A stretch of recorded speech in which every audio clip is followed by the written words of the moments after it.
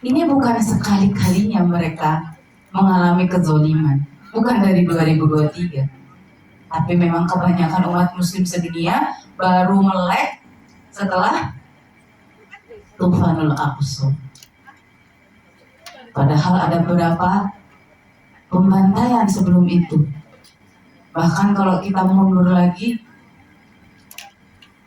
ini bukan pembantaian yang baru. Ini sudah terjadi lebih dari 100 tahun, terutama ketika kepemimpinan Daulah Islam dicarut-marutkan oleh agenda jahat Zionisme. Banyak orang yang masih bingung, apa sih bedanya Israel, Zionisme, dan Judaism. Ada yang campur baurin semua karena nggak ngerti.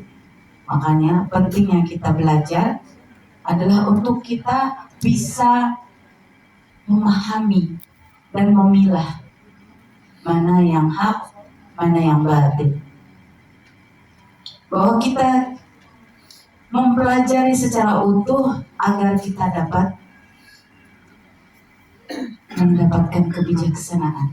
Sebagaimana Amirul Mukminin Umar bin Khattab radhiyallahu anhu selalu menyatakan bahwa kebenaran dan kejahatan itu ada garisnya. Nah, itulah tugas kita, terus mempelajari Al-Furqan, kitab yang bisa membuat kita memahami mana yang benar, mana yang salah. Kalau kita bicara tentang Yahudi itu pasti ada yang berupa etnik atau suku bangsa, ada yang dipahami sebagai ajaran keyakinan. Ya, saya menyebutnya keyakinan karena agama di hadapan Allah cuma ada Islamnya. Dan keyakinan ini kalau dalam bahasa Inggrisnya disebutnya Judaism. Dan ada pula yang kemudian di era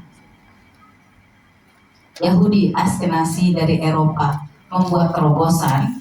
Kita tahu Theodor Herzl tahun 1896-97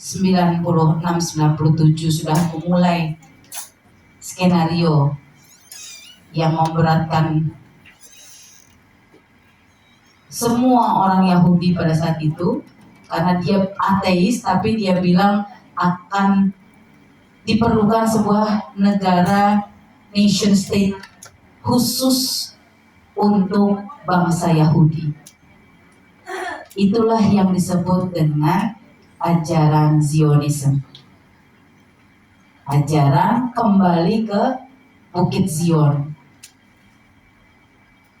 Yang tujuannya adalah political agenda menguasai tanah Ardul Mubarak yang di dalamnya juga ada Baitul Maqdis, Masjidil Aqsa, untuk agenda penjajahan. Baik, bismillah. Coba saya tes dulu.